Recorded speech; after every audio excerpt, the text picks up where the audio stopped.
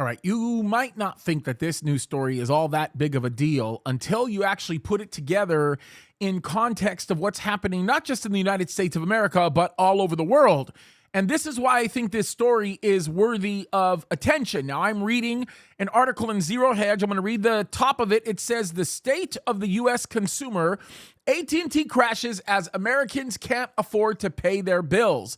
Ladies and gentlemen, that's literally what is going on. Let me read this.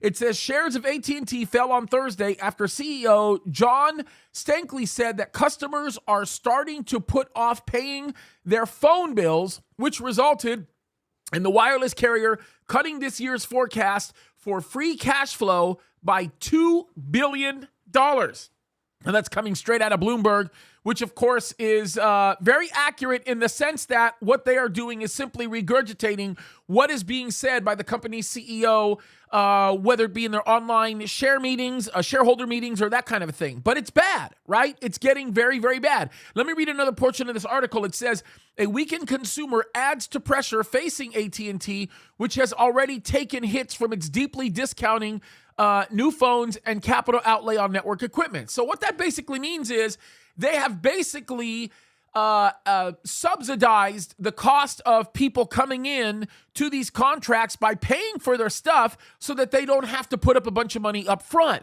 But even with those types of breaks being given to customers are unable to actually pay monthly for their communication. Now, this becomes a leading indicator to us because communication is something that is absolutely necessary, especially when we're talking about smartphones, because the reality of it is a lot of people live out of their phones. They not only have to make phone calls, but they use their apps to accomplish all kinds of purposes. There's all kinds of things going on. And if people can't even pay for the basics like their own cellular phone bill, then we are beginning to see that the economy is failing. And by the way, the United States economy is going to continue to fail because we now have roughly 25 countries that are beginning to declare themselves to be insolvent, many of whom are declaring the type of bankruptcy that is not recoverable. Pakistan is definitely going in that direction. We've been talking about Sri Lanka for a while and many other nations. And why that affects the United States is significant because many of these countries have been holding debt that they have been owed to the United States. And of course, if they default, the United States no longer has the residual income that used to come from all of these countries.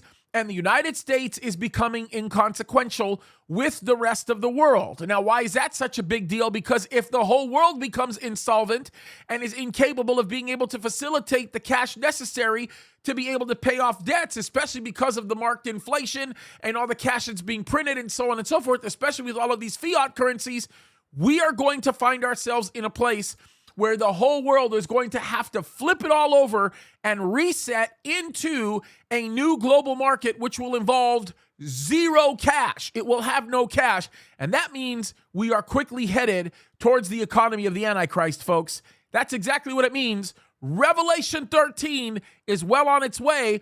And what's beautiful about that is the fact that the church is going to get raptured before that happens. So hold on to the seat of your pants. Jesus is coming soon. And this is going to be a show for the ages. God bless you guys.